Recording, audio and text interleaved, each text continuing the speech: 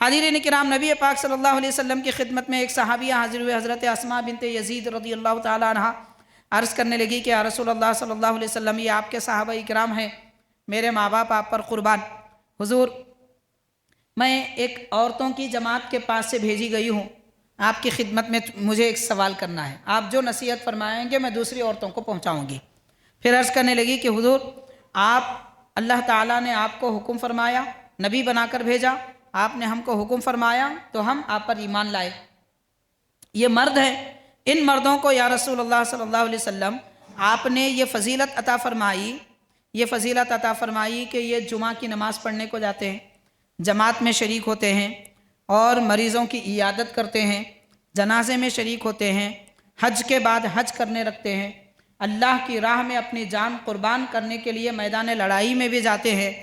اور یہ مرد ہیں، جب یہ چلے جاتے ہیں تو ہم عورتیں ان کا گھر سنبھالتے ہیں اور ان کے بچوں کی تربیت کرتے ہیں، ان کے مال کی حفاظت کرتی ہے۔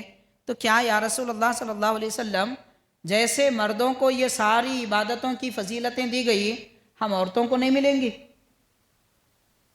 تو پیارے آقا علیہ الصلوۃ والسلام نے ان صحابیہ کو دیکھ کر فرمایا، صحابہ اکرام کو مخاطب کر کے، کہ اے میرے صحابہ، دیکھا آپ نے سنا،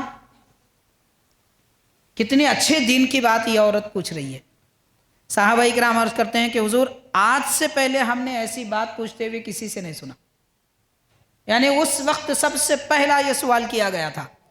تو پیارے آقا صلی اللہ علیہ وسلم نے فرمایا، اے عورت، جو تو ایک جماعت، عورتوں کی جماعت کے پاس سے آئی ہے، پلٹ کر جا اور تیرے پیچھے رہنے والے سب عورتوں کو بتا دے کہ تمہاری ساری نیکیاں اور تمہاری ساری عبادتیں، جمعہ ہے، جماعت ہے، جنازے میں شریک ہونا ہے، مریضوں کی عیادت کرنا ہے، یہ سارے تمہارے فضیلتیں تمہارے شوہر کی خدمت میں رکھی گئی ہے۔ اب غور کیا جائے، عورت کا حق دیا جانا ہے یا حق چھینا جا رہا ہے؟ کیا میدان جنگ میں جانا معمولی کام ہے؟ حج کرنا، عمرہ کرنا معمولی کام ہے؟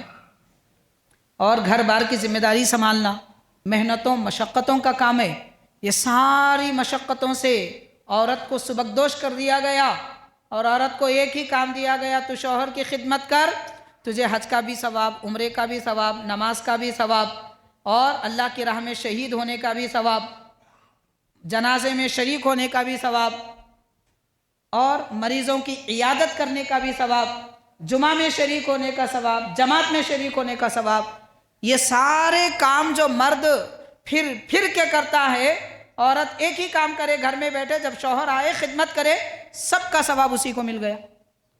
اتنی ساری فضیلتیں عورت کو دی گئی اور عورتیں سمجھ رہی ہیں ہم کو کوئی حق نہیں دیا گیا۔ یہ تو ناسمجھی کی بات ہے۔